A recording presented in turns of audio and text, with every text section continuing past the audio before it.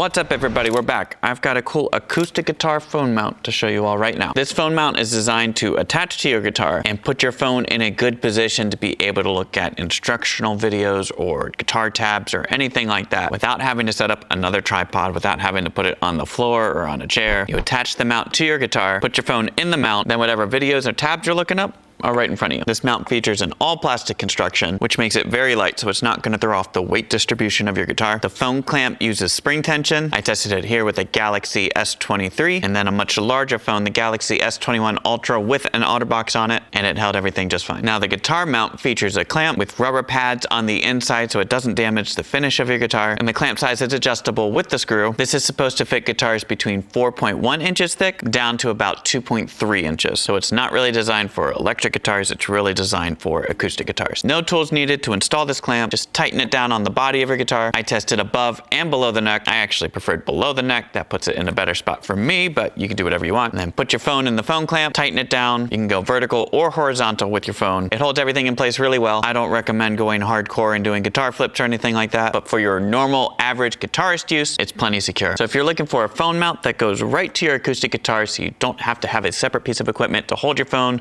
so you can look at guitar lessons or guitar tabs, this might be for you.